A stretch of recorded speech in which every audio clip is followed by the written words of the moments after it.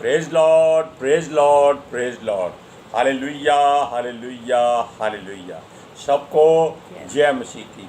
परमेश्वर, हमारा परमेश्वर जो सबका परमेश्वर है, सारे जगत का परमेश्वर है, वो कहता है कि न्याय ईमानदारी से करो। हालेलुया। आज के सुसमाचार के लिए परमेश्वर की बेटी प्रार्थना करें। सबको जय मसीह की।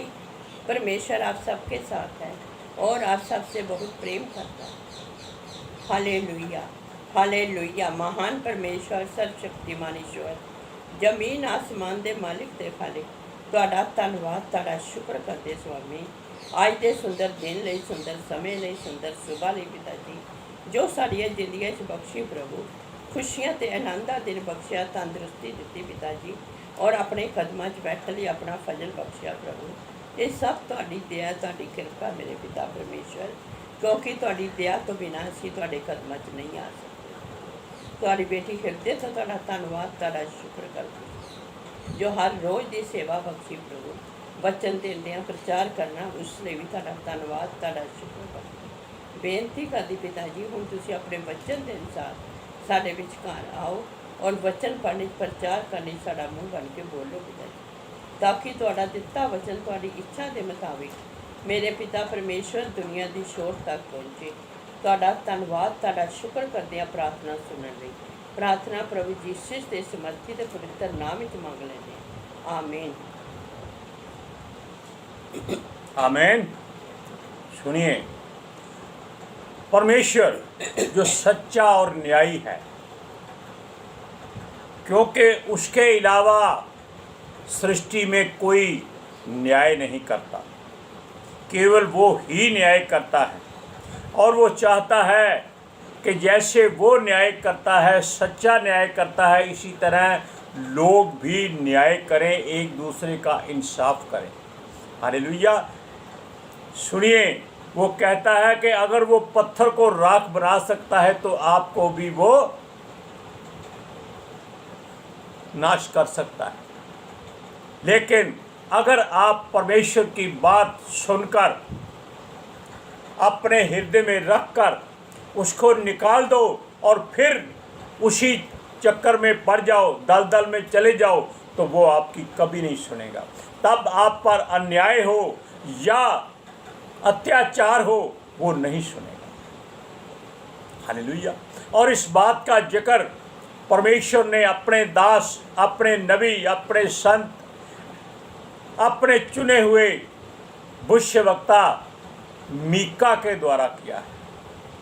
मीका भी एक ऐसा नबी, संत, दास था जो परमेश्वर की मर्जी से वचनों को लिखता था।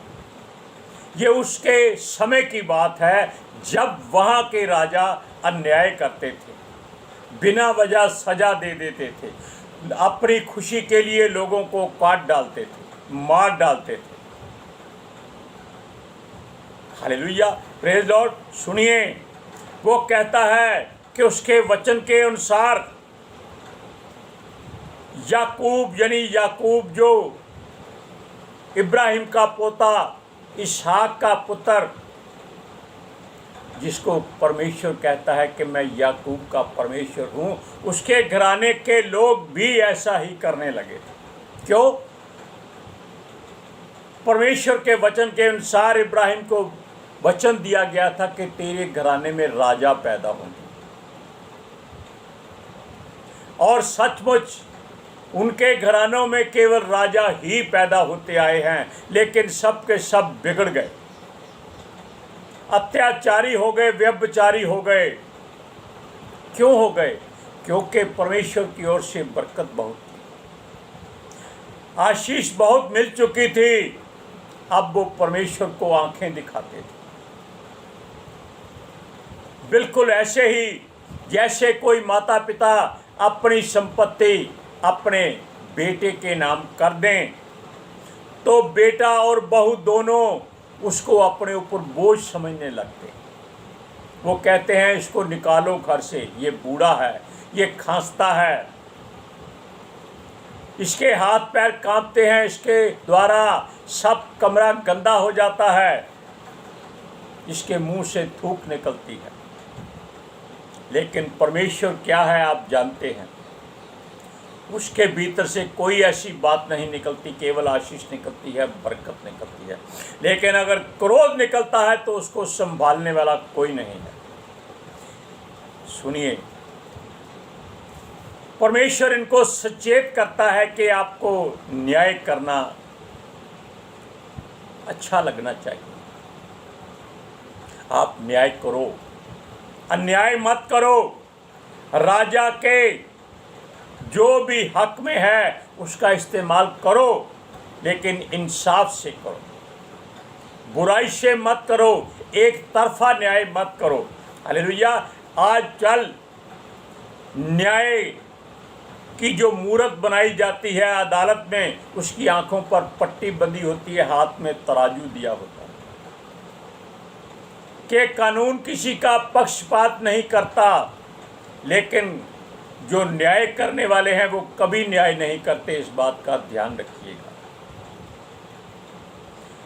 अगर राजा यानी कि जो हमारे प्रधानमंत्री, राष्ट्रपति, जो भी बड़े बड़े ओहदेदार हैं, वो देखते हैं कि कोई राज्य तरक्की कर रहा है और उनकी पार्टी में शामिल नहीं होना चाहता ताकि उनका एकाधिकार हो जाए, तो वो उसके राज्य के आसपास बुराइयां खड़ी कर देते हैं, अत्याचार शुरू कर देते हैं, मनमानी शर्तें लगा देते हैं, कानून को बदल देते हैं। आज भी पंजाब राज्य सबसे उत्तम और शक्तिशाली राज्य है, जिसमें हमारे मुख्यमंत्री बिजली फ्री देते हैं, एजुकेशन फ्री देते हैं, लेकिन दूसरे राज्यों को ये पसंद नहीं।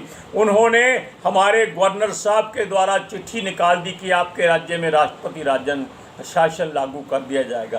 क्या इसमें अत्याचार हो रहा है? मणिपुर में अत्याचार हुआ है, वहाँ राष्ट्रपति शासन नहीं लगाया गया। ये पक्षपात है। ये वही मीका की बातें आज हमारे बीच में हो रही है कि राजा लोग केवल अन्याय करते हैं, न्याय नहीं करते। यही बात थी, याकूब के घराने के वंश के लोग राजा बनते थे और यहोवा की नहीं सुनते थे। वो परमेश्वर को कहते थे तू बाहर निकल, हम न्याय ज़्यादा जानते हैं, हम इब्राहिम की संतान हैं, इसहाक की संतान हैं, याकूब की संतान हैं, हम उनके परमेश्वर के बच्चे हैं, तू कौन है? ऐसी बातें, ये सच्चाई है। और ये लोग कई बार बेवजह सजा देते थे लोगों को, उनकी खाल उतरवा देते थे। शरीर की खाल नहीं, इतना उसको तंग करते थे, इतना मारते थे कि वो बेचारा न मरने के लायक होता था, न जीने के लायक रहता था। और राजा लोग प्रसन्न होते थे, उसके मंत्रीगण उसके सामने प्रसन्न होते थे। आज भी सारे के सारे राज्य अधिकारी सब व्यभिचारी, रिश्वतखोर। सच्ची बात है, क्यों झूठ बोले? हमारी पत्नी हमारा मुंह देख रही है कि हम ऐसी बात क्यों कर रहे हैं। ये कोई झूठी बात नहीं। आप देख लीजिए, चर्चों को तोड़ा जा रहा है। क्यों तोड़ा जा रहा है? क्या उन्होंने किसी का बुरा किया है? जबकि इनके लोग हर फीस देने के लिए तैयार हैं कि उनके बच्चे क्रिश्चियन स्कूल में दाखिल हो जाएं, फॉरेन कंट्री चले जाएं। वहाँ क्या उनको क्रिश्चियनिटी दिखाई नहीं देती? सुनिए, ये लोग अपने आप को खुदा समझते थे, लेकिन मीका कहता है कि संभल जाओ। परमेश्वर का क्रोध अगर उन पर भड़क गया तो वो उनको नाश कर देगा। बेशक ये सारा कुछ जो हो रहा है वो पवित्र शास्त्र के वचनों के अनुसार हो रहा है। आप पढ़ सकते हैं कि राज्य राज्य पर चढ़ाई करेगा, कौम कौम पर चढ़ाई करेगी, देश देश पर चढ़ाई करेगा। ये पवित्र शास्त्र में लिखा है। इसलिए हम किसी बात का बुरा नहीं मानते। जो होना है होने दो। जो इसमें समझ जाएगा वो परमेश्वर के घर में रहने के हकदार हो जाएगा। Hallelujah, praise Lord. सुनिए, वो बहुत सख्त सजा देते थे। हालेलुया, वो किसी की सुनते नहीं थे। उनके न्याय के तरीकों से परमेश्वर बहुत तंग था, और लोग जिन पर अन्याय होता था वो परमेश्वर की दुहाई देते हैं, आज भी देते हैं कि परमेश्वर सुन, अगर हमको दुख सहना है तो हमको इसके लिए ताकत दे, सामर्थ्य दे, बल शक्ति दे, ताकि हम इनके दुखों को हंसकर सह सकें। ये थक जाएं दुख देते देते, लेकिन तेरे बच्चे हमेशा प्रसन्न रहे, क्योंकि वो तुझ में शांति पा चुके हैं। आप इन वचनों को पढ़ कर देखिए, मीका का अध्याय 3 अध्याय उसकी 1 और 2 आयत में क्या लिखा है। मैंने कहा, हे याकूब के प्रधानों, हे इस्राएल के घराने के न्यायियों, सुनो, क्या न्याय का वेद जानना तुम्हारा काम नहीं? तुम तो भलाई से भय और बुराई से प्रीति रखते हो, मानो तुम लोगों पास से उनकी खाल उधेड़ लेते और उनकी हड्डियों पास से उनका मांस नोच लेते हो। अब जो न्याय करते हैं या अन्याय करते हैं उनकी बात छोड़ दीजिए। जिन पर अन्याय होता है उनको परमेश्वर ने चुना था, लेकिन वो खुद भी बिगड़े हुए निकले, आज भी बिगड़े हुए हैं। मसीह लोग भी बिगड़े हुए हैं, ये भी धन दौलत के पीछे भागते हैं। इन पर सजा होनी जरूरी है। और परमेश्वर कहता है कि जब वो इनको समझाता था कि उसकी सुनो, ताकि उनसे बल पाओ और दुख सहने की ताकत हासिल करो। वो राजाओं को सजा देगा, ये उसकी मर्जी है, हम उसके लिए उसकी दुआ नहीं कर सकते। हम कभी नहीं दुआ करें कि परमेश्वर उसको सजा दे, उसको सजा दे। कभी अपने मुख से ये शब्द मत निकालिएगा। ये निकालिएगा कि परमेश्वर तेरा न्याय सच्चा है, तू न्याय कर। अगर हम दोषी हैं, हमको दोष के लिए सजा दे। Praise Lord. अब सुनिए, वो कहता था कि जिन लोगों पर अत्याचार हो रहा है, जब उनको समझाया था तो उन्होंने भी नहीं सुनी थी। आप जानते हैं कि मूसा 430 साल के बंधे हुए लोगों को आज़ाद करके लाया था। वो फिर वहीं भाग जाना चाहते थे कि वहाँ उनको खीरे खरबूजे खाने को मिलते हैं, मांस खाने को मिलता है, अदरक लहसुन खाने को मिलता है, वहाँ उनकी कब्रें हैं। देखो, वो कहता है कि तुमको अच्छे घर में ले जाऊंगा, इसलिए परमेश्वर ने उनके साथ न्याय किया, उनको बहुत सजा दी, ताड़ना दी। इसी लोग जो याकूब के घराने के राजाओं के द्वारा ताड़ना पा रहे हैं, ये लोग भी दोषी थे। अब आप जानते हैं कि परमेश्वर का वचन 2 धारी तलवार है, इधर से भी काटता है, उधर से भी काटता है, इधर से भी सजा देता है, उधर से भी सजा देता है, उधर भी मरहम पट्टी करता है, इधर भी मरहम पट्टी करता है। क्या ऐसा कोई और ईश्वर, कोई देवता, कोई चट्टान है? कोई नहीं, केवल हमारा यहोवा परमेश्वर है। क्योंकि उनके सब बुरे कामों के कारण परमेश्वर उनसे बहुत दुखी था। वैसे परमेश्वर दुखी कभी नहीं हुआ, लेकिन उकता चुका था कि ये लोग नहीं हटते, ये ढीठ हैं, घमंडी हैं, इनके सिर मार खा खा कर जख्मी हैं, लेकिन फिर भी ये नहीं परमेश्वर की सुनते। वो फिर भी उनको बचाता था, उनकी दुहाई सुनता था। हालेलुया। जिस मार्ग पर उनको चलना था उस पर वो नहीं चलते थे। जहाँ परमेश्वर कहता था दाएं जाओ, वो बाएं जाते थे। आप जानते हैं कि योना नबी को परमेश्वर ने कहा नीनवे को जा, वो तरशीश को भाग गया था। क्या परमेश्वर के लिए 2 रास्ते कहीं जुड़ सकते हैं? हाँ, वो घूमकर फिर वहीं आ जाते हैं, क्योंकि सारे रास्ते परमेश्वर के बनाए हुए हैं। आप जानते हैं कि इजरायली लोग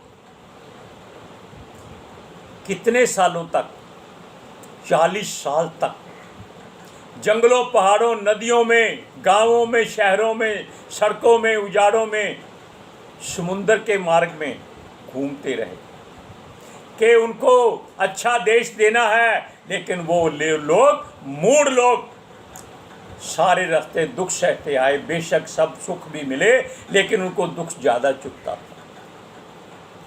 हालेलुया। आज परमेश्वर का वचन हर तरह से उसके दासों के द्वारा फैलाया जा रहा है। समय बुरा है, सुधर जाओ। और यह बात केवल मसीह लोगों के लिए ही नहीं है, बल्कि हर उस मनुष्य के लिए है जो कहता है परमेश्वर एक है। हालेलुया। कोई जाति क्यों ना हो, कोई धर्म क्यों ना हो, कोई मजहब क्यों ना हो, कोई देश क्यों ना हो, परमेश्वर सबके लिए एक है। बाकी आप जानते हैं कि युद्ध में जब सेनाएं खड़ी हो जाती हैं, सबके ऊपर एक एक झंडा अलग होता है कि ये फलानी फौज की सेना है, ये फलाना फौज है, ये फलाना फौज है, लेकिन सबसे ऊपर देश का झंडा होता है, तिरंगा झंडा, कि ये सारे उसके अधीन है, उसका हुक्म मानेंगे। अपने दायरे में जो मर्जी वो करें, लेकिन जब युद्ध होगा तब वो केवल उसी झंडे के लिए युद्ध करेंगे जो हमारे पीछे लगा हुआ है। हम इसको सलाम करते हैं क्योंकि ये हमारा देश है जो परमेश्वर ने चुन लिया है। हालेलुया। सुनिए, परमेश्वर के पास केवल धन संपत्ति, गाड़ी बंगला और फॉरेन जाने के लिए वीजे मांगते हैं और कुछ नहीं मांगते। ये मसीह लोगों की भी बीच में ही बात है, बाकी लोग तो मांगते ही मांगते हैं और वो मसीह बनकर बाहर चले जाते हैं। बाहर जाकर फिर वही कहते हैं हमारे बाबे ने हमको वहाँ भेजा, हमारे देवता ने भेजा है, हमारे ईश्वर ने भेजा है, हमने उस कब्र पर पूजा की थी, उसने भेजा। जीवित की बात नहीं सुनते क्योंकि हमारा परमेश्वर जीवित है, सदा लौ रहने वाला है। हम हर बार बताते हैं कि वो ही अल्फा है, वो ही ओमेगा है, वो ही पहला है, वो ही आखिरी है, वो ही आदि है, वो ही अंत है, और कोई ईश्वर परमेश्वर नहीं। अब सुनिए, जो करना है आज कर लो, जो खाना है खा लो, जो पहनना है पहन लो, जो बुराई करनी है कर लो। आजकल लोग ये सोचते हैं, कल किसने देखा है? कल सचमुच कभी नहीं आता, ना बीता हुआ ना आने वाला। इसलिए परमेश्वर की बात सुनो, उसके सामने न्याय करो, उसकी मर्जी से न्याय करो, उसकी बात को सुनो, समझो, उस पर चलो, आपका देश तरक्की करेगा। सुनिए, उसका क्रोध भड़कने वाला है, उसको क्रोध की ओर मत ले जाओ, उसके क्रोध को हवा मत दो। वो कहता है जिन लोगों पर अत्याचार हो रहा है उन पर वो और अत्याचार करेगा। जितनी जातियां आज सजा भुगत रही हैं दूसरी जातियों के कारण, चाहे वो मसीह हैं, चाहे वो किसी भी धर्म के हैं, वो सब परमेश्वर की मर्जी से हो रहा है। वो कहता है मैं इनकी बात नहीं सुनूंगा। क्यों नहीं सुनेगा? क्योंकि इन्होंने उसकी बात नहीं सुनी थी। वो कहता है मैं अपने कानों को बंद कर लूंगा ताकि इनकी दुहाई उस तक ना पहुंच सके। आप वचन को पढ़कर देख लीजिए। मीका का अध्याय, मीका का है तीसरा अध्याय, हाँ, मीका का तीसरा अध्याय, उसकी 3 और 4 आयत में पढ़िए। वरन तुम मेरे लोगों का मांस खा भी लेते और उनकी खाल उधेड़ते हो। तुम उनकी हड्डियों को हांडी में पकाने के लिए तोड़ डालते और उनका मांस हंडे में पकाने के लिए टुकड़े टुकड़े करते हो। वह उस समय यहोवा की दुहाई देंगे, परंतु वह उनकी ना सुनेगा, वरन उस समय वह उनके बुरे कामों के कारण उनसे मुंह मोड़ लेगा। अब आपने सुना कि वो लोग इनकी हड्डियों का मांस खाते हैं, पकाते हैं, हड्डियां तोड़ डालते हैं।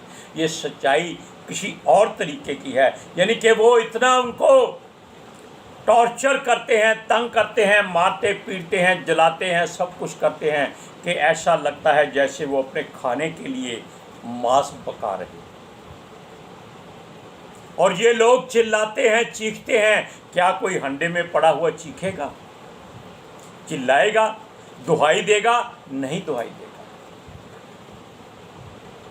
हालेलुया। इसलिए परमेश्वर कहता है कि अब भी उसके वचनों पर चलो, उसकी बातों को सुनो, न्याय करो। वो न्यायियों से कहता है न्याय करो, और जिन पर अत्याचार हो रहा है उनको कहता है कि उसकी सुनो, यानी कि परमेश्वर की दुहाई दो। देखा, क्यों दुहाई दो? ताकि जो आपने गलतियां की हैं, गुनाह किए हैं, पाप किए हैं, व्यभिचारी की है, उनसे तौबा करो और परमेश्वर के वचन के अनुसार अपने जीवन को जियो। और जो अन्याय कर रहे हैं वो परमेश्वर की ओर से ही इन पर न्याय कर रहे हैं, परमेश्वर उनको भी सजा देगा। आप जानते हैं कि मिस्र के राजा फिरौन को परमेश्वर ने ही चुना था कि उसके लोगों को तंग करे, लेकिन बाद में उसी को परमेश्वर ने सजा भी दी थी, बड़े बड़े चमत्कार किए थे। इसलिए हम चाहते हैं कि परमेश्वर की ओर मुड़ जाओ, उसके वचनों को अपने हृदय में रखो ताकि आपको दुख सहने की सामर्थ्य मिल जाए। दुहाई मत दो, प्रोटेस्ट मत करो, केवल अपनी गलती को मानो ताकि आपको जो सज़ा मिल रही है वो नहीं मिलनी चाहिए थी। आज के सुसमाचार के लिए परमेश्वर की बेटी प्रार्थना करेगी। Hallelujah, thank you Jesus, thank you Lord, thank you पवित्र आत्मा जी।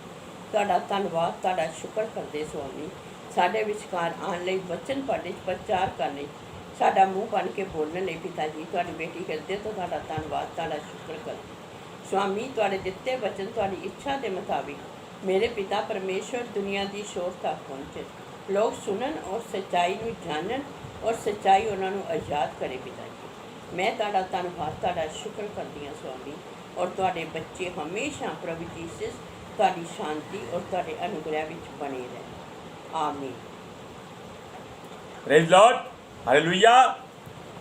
सबको जय मसीह की।